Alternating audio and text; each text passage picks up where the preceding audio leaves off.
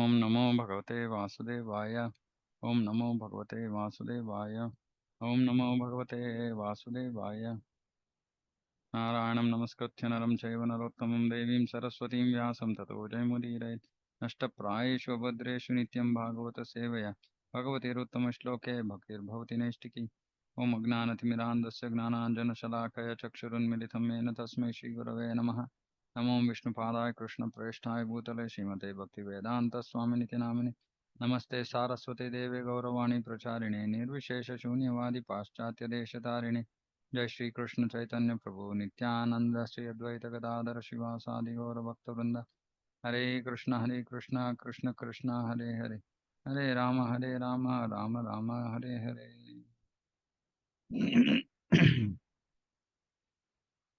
Okay, so we are reading from Sri Valmiki Ramayana, an analysis of the cardinal teachings of Sri Valmiki Ramayana. So yesterday, day before, we heard about that the central teaching is to actually surrender unto the Supreme Lord. And whom do we surrender to? We surrender to somebody who has the uh, complete capability to accept our surrender, which means to protect us, guide us, instruct us, etc. And also should have the compassion. Should also have we have the compassion to accept the surrender. Mm. uh,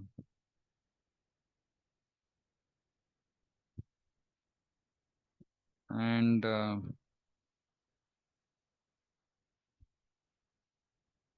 yeah, so as soon as one surrenders, the Supreme Lord takes away all his karma phala.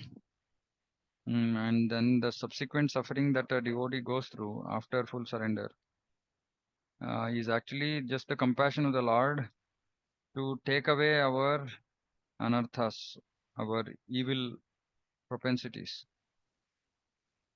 And the other important learning was that anybody who is even favorable to such a surrendered Vaishnava, who is favorable towards his bhakti, if he is a family, relative, friend, whoever, then he will also get the merciful glance of the Lord, which means that the Lord will protect that jiva also.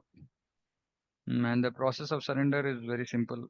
Uh, One is to simply say that, "O Supreme Lord, I am yours." Then there are two instances, which were other two instances where uh, somebody just offered obeisances to the Lord and the Lord accepted his surrender, and in another case, just holding hands in supplication and the Lord accepted the surrender. So, surrender is the central theme of all bhakti literature because without surrender, Adav Guru Ashraya. So we have to first surrender to the Guru. So now this section, the next section is going to talk about this point. I'm reading some fourth instruction, fourth cardinal teaching of Sri Valmiki Ramayana. Such surrender unto the Supreme Lord does not yield the desired result. Please note this. Such surrender unto the Supreme Lord does not yield the desired results without a mediator who requests the Supreme Lord to bestow his mercy upon the surrendered soul and forgive his previous sins and offenses. Such surrender unto the Supreme Lord does not yield the desired results. Meaning surrendering to the Supreme Lord, seeking his, protection, guidance, instruction, acceptance, etc. But that that surrender does not yield the desired result. So a devotee might surrender in the completely in the right mood to the right person, but it does not yield the desired results without a mediator. Without the mediator. Who is this mediator? Mediator is the Guru. Without a mediator who requests the Supreme Lord to bestow his mercy upon the surrendered soul. So the Guru actually he requests the Supreme Lord to bestow mercy upon the surrendered soul and also to forgive his previous sins and offenses. So this is the process of Diksha. So when a soul actually sincerely, utterly surrenders Diksha Kale Bhakta Kare Atma Samarpan to the Guru, Guru very mercifully He requests the Supreme Lord to bestow his mercy upon the surrendered soul and also to forgive the jiva's previous sins and offenses. So actually here there's a footnote from Sri Chaitanya Charitamrita. Lord Chaitanya Mahaprabhu in the Madhya Lila quotes the following verse from Adi Purana, which means, those who are my direct devotees are actually not my devotees, but those who are the devotees of my servant are actually my devotees. So many people talk about going to Krishna directly, we are doing bhakti, but Chaitanya Mahaprabhu is saying they are not my devotees. So Krishna actually doesn't accept their uh, worship. In the sense, if somebody is very sincere, uh, they can't try to go to Krishna without bypassing a guru. So if somebody is really sincere, then the first mercy of Krishna is to actually bring him to a bona fide guru. So accepting the shelter of a guru is absolutely critical. That is why Rupa Goswami says, Ado Guru Ashraya. The first thing we have to do is actually take shelter of a guru. Why? Because he is the mediator. He is the mediator. Bhakti Vinod Thakur is actually further explaining this in Kalyana Kalpataru, one book. So he says here, when will Sri Chaitanya Mahaprabhu show his costly mercy to me? By allowing me to attain the shade of the lotus feet of all the Vaishnavas. Bhaktivinoda Thakur is not praying, saying that when will Sri Chaitanya Mahaprabhu show his causeless mercy to me by allowing me to attain the shade of Krishna? No, he's saying, when can I attain the shade of the lotus feet of the Vaishnavas? When will I be able to give up this false ego, which is so deeply engrossed in sense gratification? Actually, this should be our prayer. So much false ego, so much false ego. So we have to pray, when will I be able to give up this false ego, which is so deeply engrossed in sense gratification? So what is engrossed in sense gratification is false ego, thinking that I'm the body and trying to mm, get bodily happiness. False ego. And when will I be able to properly honor the associates of the Lord? I will stand before the Vaishnavas with my palms joined in submission, a cloth binding my neck and a straw in between my teeth, sincerely awaiting their order. Order. This has to be our mood. Standing with folded hands in front of Vaishnava saying that please order me. What can I do? How can I serve you? This is the mood we have to develop. Unfortunately, we are far, far, far from this position. Weeping and weeping, I will understand the real nature of this abode of misery. Oh, now, devotees don't want to cry. Devotees think, oh, what is this? I'm in bhakti. I should not cry. No, a real Vaishnava cries.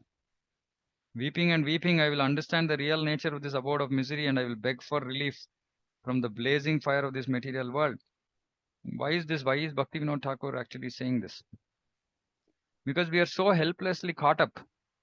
We are very helplessly caught up in this material world. You know, our previous desires, our vasanas. So we are very tightly bound up by these modes of nature. Right? So there's no other escape. We can't really escape. How much ever we might try by our own personal endeavor, we can't escape this tight hold of Maya. So the only option is to cry, beg for mercy. And when we beg for relief from this blazing fire, meaning mm, get free from this miserable material world and dedicate ourselves fully in the service of the Lord. So weeping and weeping, hearing about all my miserable sufferings, the Vaishnava Thakura, the Guru, will submit an appeal unto Lord Krishna on my behalf. By the prayer of the Vaishnava, the all merciful Lord Krishna will then become compassionate towards such a sinner as me. Bhaktivinoda's prayer unto the lotus feet of the Vaishnava is, please be merciful and take this worthless person into your association. See, really, if we don't understand, that is why, we've been discussing repeatedly the significance, the importance of Vaishnavas. So if you are not actually able to understand and appreciate what is the glory of a Vaishnava, without actually surrendering to the Vaishnava, without taking shelter, mm, we cannot really make progress at all. Krishna will not even look at us when we try to go to him directly. That is why first, before getting initiated, we go to Krishna through Srila Prabhupada. And then Srila Prabhupada, because Srila Prabhupada is so merciful, then Krishna looks at us. And then he sends us to our Guru, Diksha Guru. And only by submission to the Guru um, mercifully pray for us. By his prayer, the all merciful Lord Krishna is already all merciful, but he needs this to come from his bona fide pure devotee. Then Krishna, though he is all merciful already, he will then become compassionate towards the sinner. So we have to just surrender to Guru, follow his instructions, fall at his lotus feet, beg for mercy. Uh, not that we go to Guru and then we forget about all other Vaishnavas, treat them however we want, materially, become angry at them, talk harsh words, treat them badly. Krishna is not even going to look at us. Krishna is not even going to look at us. So we have to understand this mood of, surrender means first surrender to Vaishnavas, surrender to Guru. Then we come to Krishna. If we don't surrender to Vaishnavas, then Vaishnavas have to take us to also, they'll take us to Guru. And then Guru will take us to Krishna. That is why, Adav Shraddha Tata Sadhu Sangha. First is we have to get the association of pure devotees, learn from them. Then they will very mercifully take us to Guru. Nowadays, even this process is not followed. Directly, people want to just go to Guru. That is also not possible. Without proper training, we can't actually completely properly surrender to the Guru. You have to read Srila Prabhupada books, take guidance from senior devotees, advanced devotees.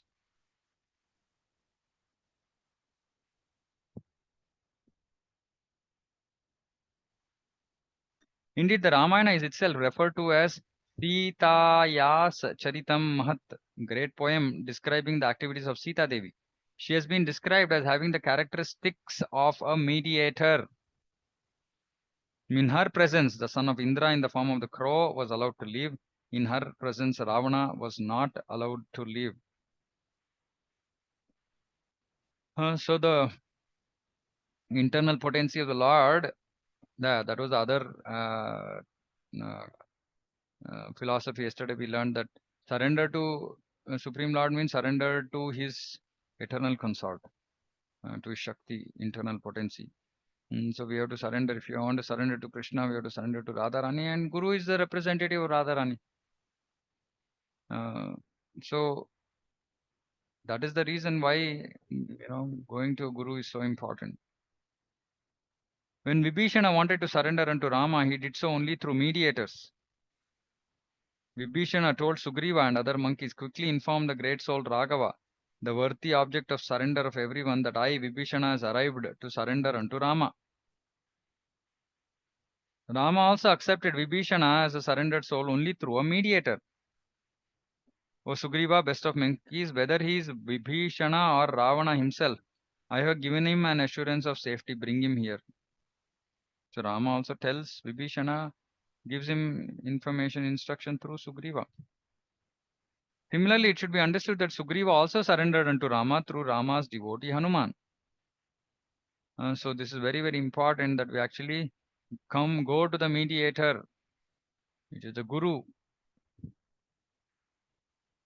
Okay, so this is one more important teaching. Section 5. Now, what should be the nature of the candidate who has to surrender? The nature of the candidate for this means to liberation is one of servitude and dependency upon the Supreme Personality of Godhead.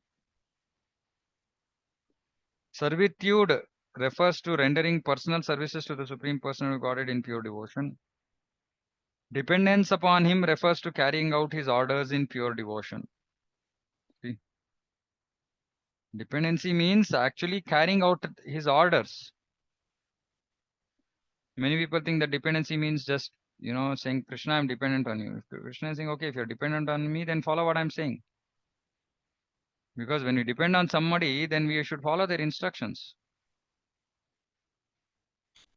And servitude, we should have service attitude. We should actually do service, not lip service, actual service.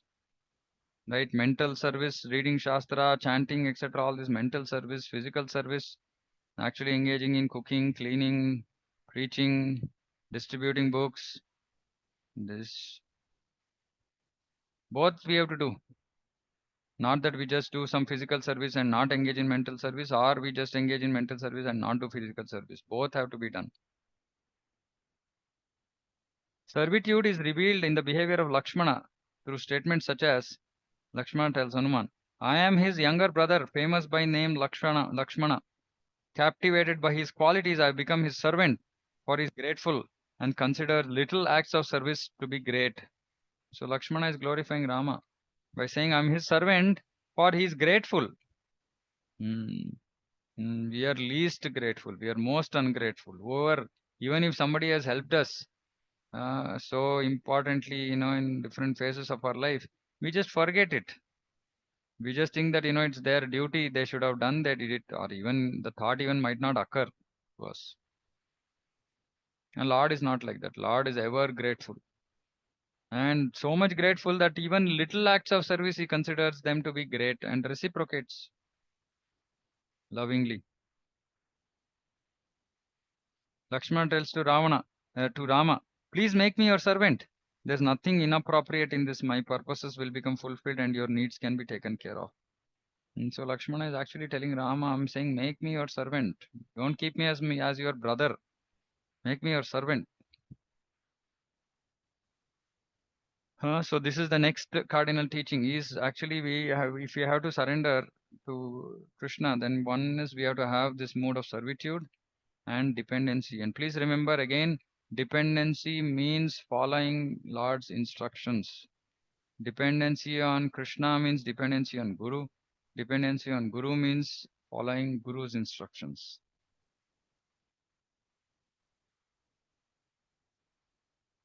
Section 6.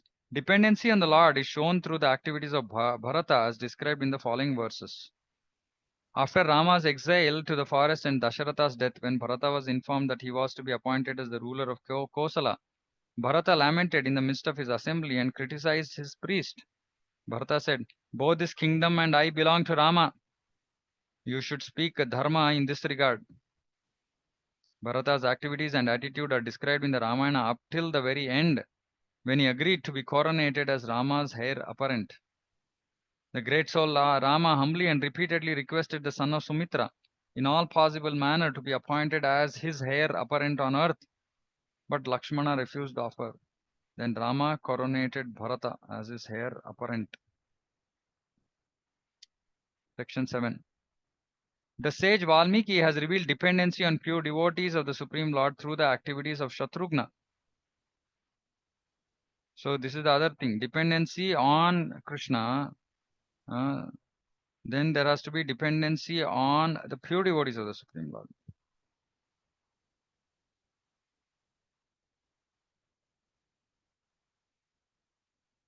Section 8.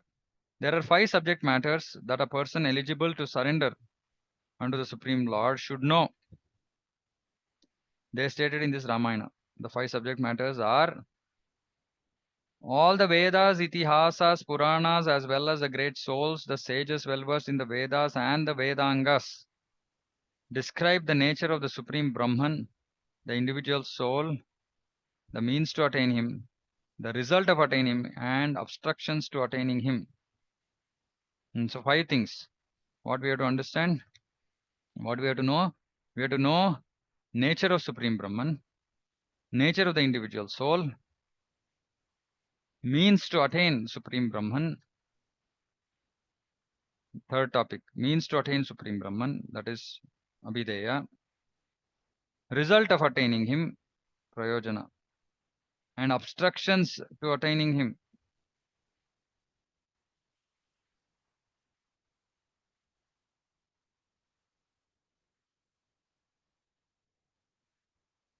It should be understood that by bringing in a detailed description of Rama, the nature of the Supreme Being has been described here. The nature of the individual soul is brought out in incidents concerning Lakshmana and so on. The nature of the means to attain the Supreme Being is set out by describing various aspects of the process surrendering unto Him. The nature of result of attaining Him, that is devotional service, is brought out through narrations concerning Vibhishana and so on. And the nature of obstructions to attaining Him is described through incidents concerning Ravana and so on. So all these 5 topics are described in Ramayana, and these are required for one who wants to surrender to the Supreme Lord. First, he has to understand nature of Supreme Brahman, then the individual soul, then the means to attain him, the results of attaining him, and the obstructions. Section 9. In order to point out that a person eligible to surrender unto the Lord in the above mentioned manner requires to surrender unto him helplessly and exclusively. So surrender means helplessly and exclusively. It is pointed out that the following are not worthy of being accepted as one's ultimate protectors and helpers. Okay, whom should we not surrender to? Because we have to surrender to somebody helplessly and exclusively, meaning we should not be going to anybody else. So now who we should not surrender to? Deities other than the Lord himself, such as Brahma and Rudra, because they had blessed Ravana with boons. Because though they had blessed Ravana with boons, he was ultimately vanquished. So we should not surrender to anybody other than the Lord. Even Brahma, Shiva, we should not surrender. One's father, through a description of Dasharatha's life, we should not surrender to a father, because we can see how, father was not able to actually, by seeing Dasharatha's life. One's mothers and other superiors, through incidents describing Kaikeyi and so on. One's brothers, sons, and other dependents, through incidents describing Vibhishana and Indrajit. And so we should not surrender to these people. We should not surrender to Brahma, Rudra, and other demigods. Should not surrender to a father. Of course, if he is a pure devotee, yes. We should not surrender to mother and other superiors. We should not surrender to brothers, sons, other dependents. See, this is actually very, very important instruction. Today, in some sense, we are all like surrendered to our relatives, family and relatives, meaning our execution of bhakti somewhat depends on them. It depends on them, meaning, if they are favorable, then our bhakti is good. If they are not favorable, like that. But actually, we should just surrender to the Supreme Lord and somehow manage to do bhakti, irrespective of whatever opposition, support we might get in our, family. It could be spouse, parents, children, etc., siblings. We don't surrender to them. Mm, Okay. Section 10. Such a person eligible to surrender unto the Lord in the above manner requires a bona fide acharya to help him attain proper knowledge concerning the Supreme Person of Godhead. This is shown through a description of the life of Hanuman. Okay. So again, Guru. Section 11. A person who is eligible to surrender unto the Lord in the above manner should engage in devotional service in full surrender on a daily basis and wait for the time his body falls dead.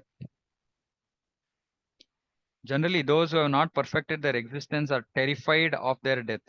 Those who have perfected their existence should wait until their death as if waiting for a dear guest. This is from Mahabharata, Ashwamedha Parva. This is conveyed through a description of Sita's determination to be reunited with Lord Rama despite formidable adversities. If Kakutstha, the destroyer of his opponent's armies, would overwhelm Lanka with his arrows and take me with him, that would be like him. So, meaning Sita is just waiting, just waiting.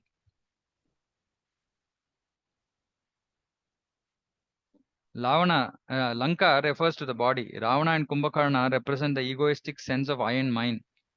Indrajit and others represent lust, anger, and so on. Vibhishana represents intelligence. Sita, imprisoned in Lanka, represents the conditioned living entity. That living entity attains knowledge of the Supreme Person of Godhead through Hanuman, representing the bona fide Acharya. The Supreme Lord himself destroys that body and rescues the living entity imprisoned within that city. So anyway, so we have to surrender uh, in the above manner. One who surrenders should engage in devotional service in full surrender on a daily basis, and we should continue like that till the body falls dead. Meaning we should just go on and on and on, just patiently. Tattenu kampasu samikshamano, that patiently go on with whatever sufferings. Like we already discussed, the sufferings are just because Lord, by giving those sufferings to us, Lord is taking away all obstacles on our path to attain Him. So just look at all miseries, in that perspective, and go on engaging in devotional service in full surrender on a daily basis. That's all we need to do.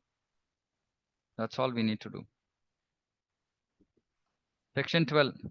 The Ramayana also teaches us that as long as the body of a person eligible to surrender to the Lord functions, as long as the body of a person is functioning, he should carry out his duties like Rama and others, not like Ramana and others. So we should go on with our duties, whatever they are.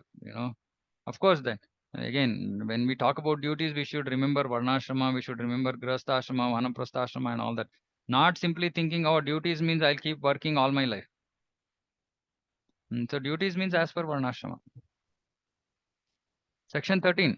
Only a place where the Supreme Lord is personally present in his deity form is fit to be resided in by such a person, eligible to surrender unto him. So we should reside in such a place.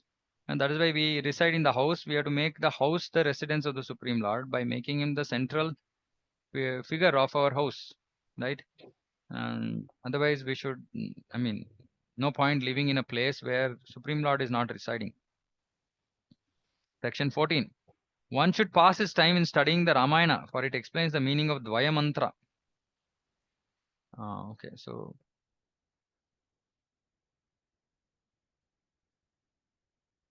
yeah, so we should constantly be studying the Shastra. Section 15.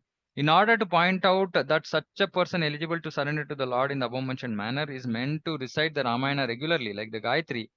The meaning of the Gayatri is set out here in the Ramayana.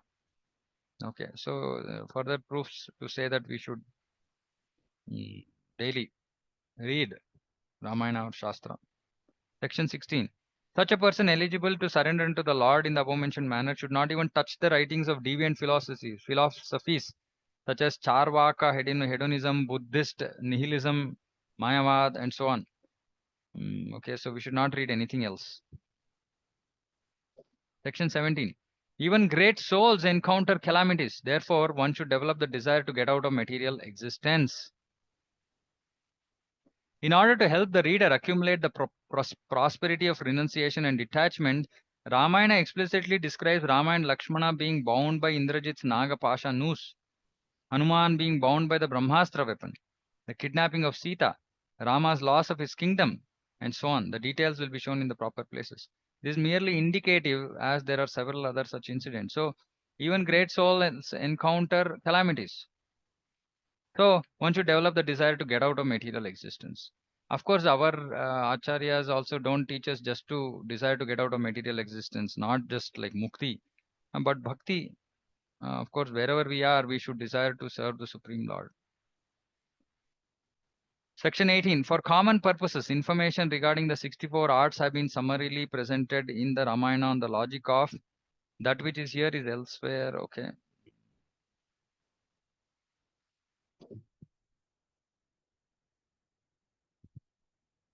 Okay. So anyway, so these are 18 cardinal teachings of the Ramayana. So if we see, the central theme is surrender.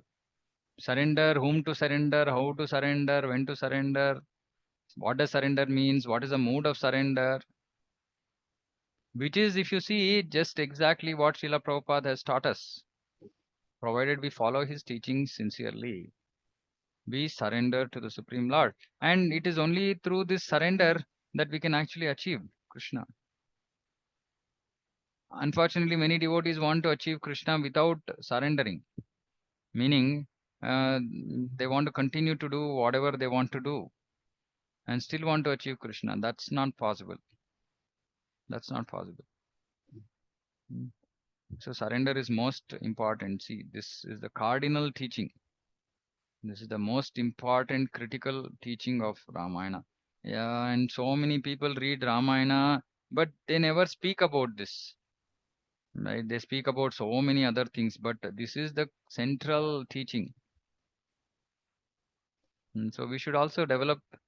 So if we read Ramayana, we read all Shastras, Bhagavad Gita, Srimad Bhagavatam, even Mahabharata.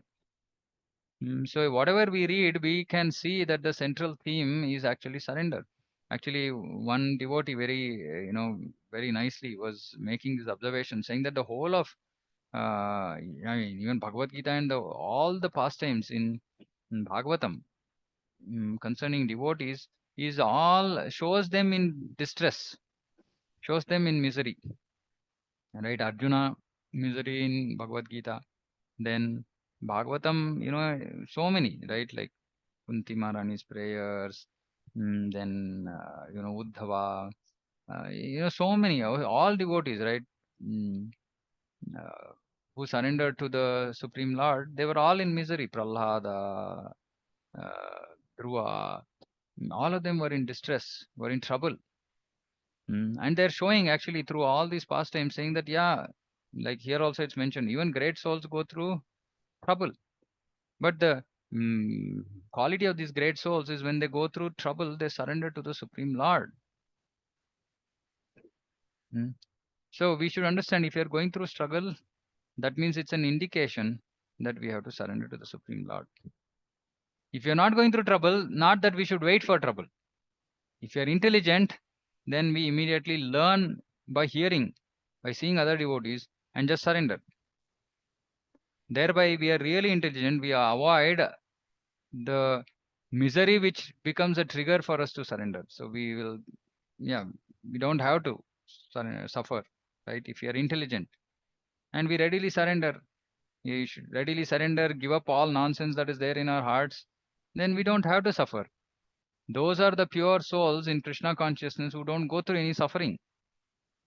They don't go through any suffering. Well, that is the real, that is the real position of a pure soul. Pure, meaning it doesn't have any nonsense in his heart. And he's already made so much progress in Krishna consciousness through mostly previous lives, or maybe special case of Kripa, mercy from the Supreme Lord. Somehow he'll just utterly surrender and give up all nonsense in his life, so that he doesn't have to actually go through any suffering. And even if you go through suffering, it's still mercy. Why? Because we have nonsense, and the nonsense has to be removed, and Krishna is mercifully removing the nonsense. So either way, the life of a devotee is glorious, is only, is blissful actually. Just look at this. Where is there a reason for us to feel sad, depressed, frustrated? Mm. Whatever is happening in the life, only reason for us to be feel frustrated is if you have not surrendered. If you don't have the mood to surrender. And see, just also the surrender process also, it's so nicely described. It's not like we have to start doing something, right? First step is to just say, "Oh Supreme Lord, I'm yours." That begins the surrender. Because actually, by just stating that, then the Supreme Lord will start showering mercy on the jiva, giving guidance, bringing him or her to the association of devotees, taking them to a spiritual master, giving them intelligence from within, so on and so forth. Krishna just one by one starts giving mercy. Just by stating our intent to surrender. That's all. Not doing anything more. And then, of course, slowly, as and how we get mercy, then we start try to follow all the aspects of surrender, etc. And even if we are not able to follow, we beg for mercy from Guru, beg for mercy from Krishna, so that we can actually follow. And it's so beautiful, and devotee's life is guaranteed love of Krishna. Hmm. So we'll stop here. So this is the central theme teaching. Okay. So tomorrow, Sri Rama willing, I think um, there's one chapter